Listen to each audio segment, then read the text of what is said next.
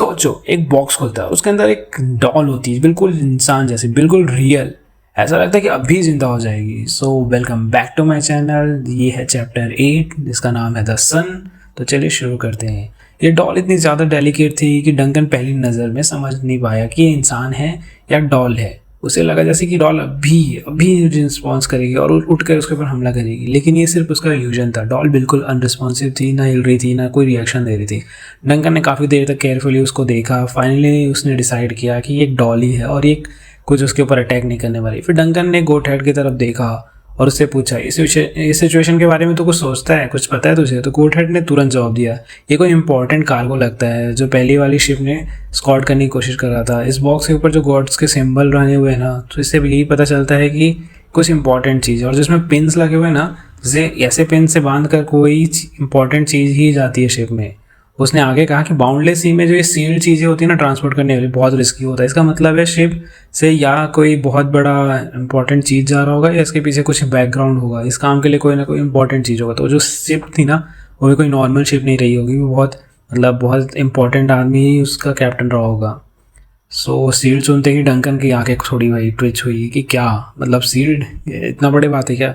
तो उसने फिर सोचा, अगर ये कॉफिन पहले से सील्ड थी, मैंने इसकी खोला नहीं, तो इसका मतलब इसके अंदर कुछ तो था और जिसने इसे ओपन किया। कोटेड ने फिर कामली बोला कि नॉर्मल और वीक लोगों के लिए डेंजरस होता होगा, लेकिन आपके लिए कैप्टन, अगर ये चीज़ सील्ड भी थी तो क्या है आपके लिए? तो मजाक सही, क्या ही डेंजरस है आपके लिए?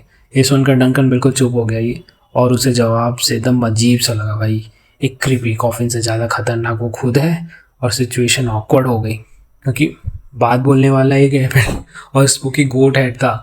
तो उसकी मतलब अंदर से एकदम डर सा माहौल हो गया उसके अंदर। दिल में एकदम गहरी सांस लेता है वो। डंकन सोचने लगता है कि अभी क्या करना है भाई, बहुत ज़्यादा घबरा जाता है और ज़्यादा नॉलेज तो है नहीं उसके अंदर, उसके पास इस जगह का। तो उसने एक बार फिर लास्ट टाइम डॉल को देखा और उसके अंदर एक हेजिटेशन भी आई, लेकिन लगा भाई कि इस डेंजरस चीज़ से दूर ही रहना सही रहेगा। तो उसने बोला कि इसको फेंक दो, समंदर में फेंक दो।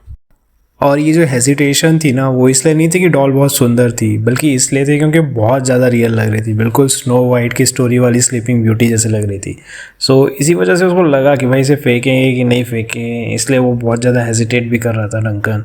ऐसी चीज़ के साथ कौन ऐसा कर सकता है भाई? उसको बार बार उसके अंदर ये थॉट चल रहा था, लेकिन हेजिटेशन धीरे धीरे डंकन को डिसीजन लेने के लिए स्ट्रॉन्ग बनाने लग गई। और एक रैशनल और कॉशियस इंसान था, तो उसने तुरंत यही सोचा कि भाई अपने पास कोई भी पॉसिबल डेंजर नहीं रखना है, स्पेशली इस दुनिया में जहाँ उसे कुछ पता ही नहीं, सब कुछ अननेचुरल है, स्ट्रेंज चीज़ें हो रही हैं। ये साला बकरी का शर्म से बात कर रहा है, तो क्या पता ये डॉल भी तो नई स्ट्रेंज चीज़ों से लगी हो और एकदम कुछ हो जाए। उसके पास पहले ही बहुत कुछ रैंडम हो रहा है। वो मैप का याद आता है कि मैप भी हिल रहा होता है, मतलब सब कुछ तो रैंडम ही हो रहा है जब से इस दुनिया में आया है उसने।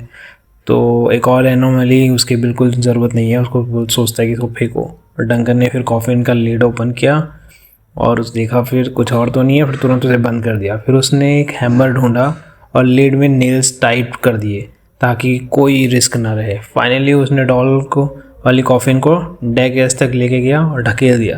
तब गोट हेड ने उससे अपना दिमाग में बोला, कैप्टन आप अपना लूट जैसा चाहो डिस्पोज कर सकते हो, मालूम कुछ भी डिस्पोज कर दो, लेकिन मैं एक रिस्पेक्टफुल सजेशन देना चाहता हूँ।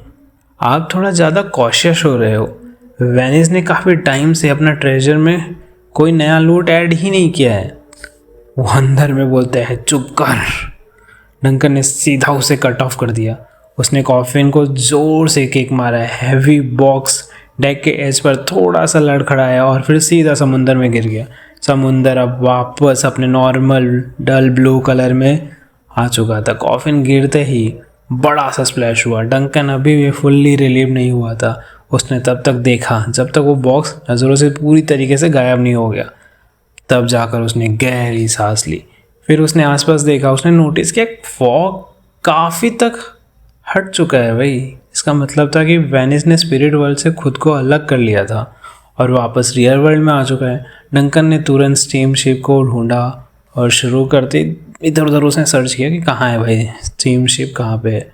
उसके हिसाब से दोनों शिप मिले हुए ज़्यादा देर नहीं हुई थी। इसका मतलब स्टीम शिप अभी भी आजू बाजू ही होगी। तो लेकिन उसके कुछ भी नहीं दिख रहा था, उसे कुछ दिख ही नहीं रहा था, सब कुछ फेडेड था, शैडोज़ में थे। क्या ये भी एक स्ट्रेंज सी की वजह से हो रहा है, ये सोचता है वो, या फिर उस सो कॉल्ड स्पिरिट वर्ल्ड की वजह से, उसके रिलेटेड है। डंकन ने ये बात अपने दिल में सोची थी, और इसका डंकन को फिर से ध्यान है एक और चीज़। डंकन ऊपर ध्यान से देखता है और ध्यान देता है कि क्लाउड्स अभी पूरी तरीके से हटे नहीं, लेकिन बीच में एक रोशनी आ रही होती है। फिर वो जोर से चिल्लाता है, सूरज। डंकन ने रिपीट किया, उसकी आंखों में एक डिसबिलीफ साफ दिखाई दे रहा था। वो उस गोल्डन ऑर्ब को घूरने लगता है और उसके आसपास घूमती हुई रून फील्ड रिंग्स को समझने की कोशिश कर रहा होता है। ये बिल्कुल भी उस सूरज की तरह नहीं है जो उसकी पुरानी दुनिया में थी। ना उसमें वो वार्म था, ना वो फेमिलियर फीलिंग थी। इस दुनिया का सूरज हमेशा ऐसा ही था क्या? उसने गोट हेड से पूछा। डंकन ने फिर से चिल्ला के पूछा। गोट हेड ने नहीं सुना तो उसने फिर से चिल्ला के पूछा, क्या ऐसा ही है सूरज? तो गोट हेड ने फिर कामली जवाब दिया, ये सूरज बहुत पहले से ही ऐसा है। इस पर लगे हुए जो र्यून्स हैं किसी एशियन पावर की निशानी है। डंकन का दिल एकदम हल्का सा हैवी हो गया। उसने महसूस किया ये दुनिया इतनी ज़्यादा सामने आ रही है, उतना ही ज़्यादा अननोन और डिस्टर्बिंग होती जा रही है। उसने एक गहरी सांस ली और फिर नज़र वापस समुंदर पर डाली, लेकिन उस गोल्डन सन का रिफ्लेक्शन अब भी पानी पर साफ दिखाई दे रहा था, एक कैदी सूरज। डंकन ने धीरे से सोचा और एक स्ट्रेंज समुंदर, एक शिप जो स्पिरिट वर्ल्ड में आती जाती है, उस पल उसे पूरी तरह समझ आ गया कि वो अब सिर्फ किसी अनजानी जगह पर नहीं था, बल्कि एक ऐसी रियलिटी पर फंस चुका था जहाँ हर चीज़ उसकी पुरानी सोच से बिल्कुल परे थी। और ये सफ़र अभी शुरू हुआ है। So thank you for listening and give your feedback if you are means अभी तक सुन रहे हो तो thank you for listening to me.